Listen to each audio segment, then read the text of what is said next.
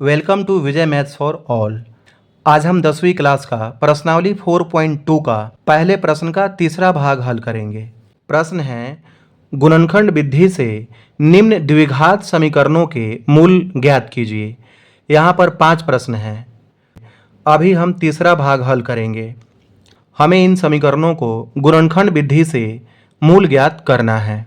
द्विघात समीकरण किसे कहते हैं? वैसा समीकरण जिसमें चर का अधिकतम घात 2 हो उसे हम द्विघात समीकरण कहते हैं। और द्विघात समीकरण का अधिकतम जो हल कितना होता है? 2 होता है, क्योंकि द्विघात समीकरण में चर का घात कितना होता है? 2 होता है।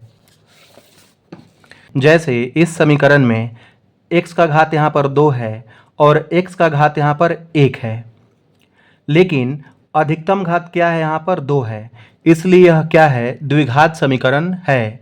और इसका हल कितना होगा? 2 होगा। अगर यहाँ पर x का घात 3 होता तो इसका हल कितना होता? 3। अगर x का घात यहाँ पर 4 होता तो इसका हल कितना होता? 4। हमें इस समीकरण का गुणनखंड विधि से हल ज्ञात करना है। तो आइए गुणनखंड विधि से इसे हल करते हैं। यहाँ पर 3 पद है। पहला पद क्या है? √2x²। दूसरा पद क्या है? +7x। और तीसरा पद क्या है? +5√2। गुणनखंड विधि से हल करने के लिए हम क्या करते हैं? पहले पद और तीसरे पद को गुणा करते हैं। पहला पद क्या है? √2x² और तीसरा पद क्या है? 5√2।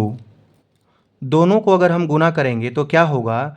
√2 से √2 में गुना करेंगे तो क्या होगा? 2, और ये x² गुने में क्या है? 5। तो यह क्या होगा? 5 दूनी 10 और x²। यहाँ पर √2 से √2 में मल्टीप्लाई किया तो 2 यहाँ पर कैसे आया? √2 मल्टीप्लाई √2। रूट का मतलब होता है पावर में 1/2। तो यहाँ पर हम √2 को लिख सकते हैं 2 के पावर 1/2, फिर गुना क्या होगा? 2 के पावर 1/2। तो यहाँ पर क्या है? आधार सेम है। यहाँ पर क्या है? बेस सेम है, 2 है। और बीच में अगर गुना हो तो पावर को क्या करते हैं? हम प्लस करते हैं। तो यह क्या होगा? 2 के पावर 1/2 और +1/2। 2 और 2 का एलसीएम क्या होगा? 2। और यहाँ पर क्या आएगा? 1 + 1 बराबर 2। 1 1 प्लस करेंगे तो क्या होगा? 2, और बटे में क्या है? 2। 2 से 2 कट जाएगा तो कितना आएगा? यहाँ पर 1। और 2 के पावर 1 क्या होगा? 2 होगा।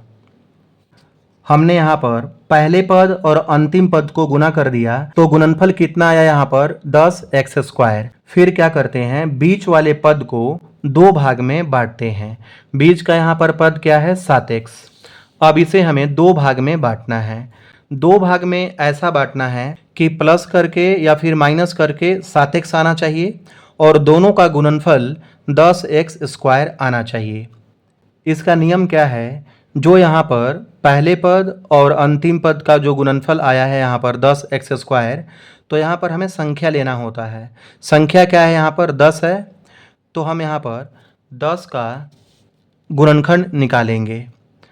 2 से भाग करेंगे तो 2 पंजे 10, फिर 5 एकम 5। 10 का यहाँ पर गुणनखंड कितना आ गया? 2 गुना 5। इसी गुणनखंड से हमें इस 7x को 2 भाग में बांटना है। यहाँ पर 5 और 2 है। 5 में 2 से गुना करेंगे तो गुणनफल क्या आएगा? यहाँ पर 10 आएगा। और 5 और 2 दोनों को जोड़ेंगे तो क्या होगा? 7 होगा। अब यहाँ पर हम 7x को 2 भाग में बांट देंगे, 5x और 2x। 5x और 2x क्या होगा? 7x होगा।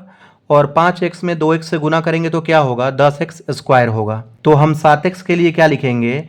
5x + 2x। पहले पद को और अंतिम पद को सेम उतारना है। √2x² + 5x + 2x + 5√2 बराबर 0। अब इन दोनों में से कॉमन लेना है। कॉमन क्या होता है? जो दोनों पद में मिले।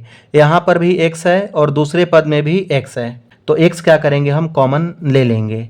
तो यहाँ पर बचेगा √2 और यहाँ पर एक x लिया हमने तो यहाँ पर एक एक्स बच जाएगा। फिर प्लस है तो प्लस लिखेंगे, एक्स को हमने यहाँ पर कॉमन ले लिया है तो यहाँ क्या बचेगा 5। फिर प्लस यहाँ पर 2 को हम लिख सकते हैं √2 मल्टीप्लाई √2 और फिर x है तो x लिखेंगे, फिर प्लस 5√2 बराबर 0। अभी हमने यहाँ पर देखा कि √2 और √2 को अगर हम मल्टीप्लाई करेंगे तो क्या आएगा, यहाँ पर 2 आएगा। इसलिए 2 को हम यहाँ पर √2 मल्टीप्लाई √2 लिख देंगे। आखिर हमने 2 को √2 मल्टीप्लाई √2 क्यों लिखा? क्योंकि यहाँ पर भी क्या है, √2 है। इस तरह दोनों में √2 क्या होगा, कॉमन होगा। x √2x प्लस 5 प्लस यहाँ पर √2 कॉमन है और यहाँ भी क्या है, √2, तो √2 को कॉमन लेंगे तो यहाँ बचेगा √2x प्लस यहाँ क्या बचेगा 5 बराबर 0। अब यहाँ भी क्या है, √2x प्लस 5 और यहाँ पर भी क्या है, √2x प्लस 5, तो इसे हम क्या करेंगे, कॉमन ले लेंगे, √2x प्लस 5। √2x प्लस 5 को हमने कॉमन लिया तो यहाँ क्या बच गया x, और यहाँ भी √2x प्लस 5 को हमने कॉमन लिया है तो यहाँ बच गया प्लस √2 बराबर 0। यदि √2x प्लस 5 बराबर 0, √2x बराबर 0 प्लस 5 को बराबर के दाहिने तरफ लाएंगे तो क्या होगा, -5। √2x बराबर 0 में से 5 माइनस करेंगे तो क्या होगा, -5। इसलिए x बराबर -5 बटे में √2। फिर यहाँ पर लिखेंगे यदि x प्लस √2 बराबर 0, इसलिए x बराबर 0 प्लस √2 को बराबर के दाहिने तरफ लाएंगे तो क्या होगा, -√2। 0 में से √2 माइनस करेंगे तो क्या होगा, -√2। तो यहाँ पर समीकरण का 2 हल आ गया। पहला हल क्या है, -5/√2 और दूसरा हल है -√2। तो यहाँ हम लिख देंगे अतः x बराबर -5/√2 -√2। यह हमारा आंसर आ गया।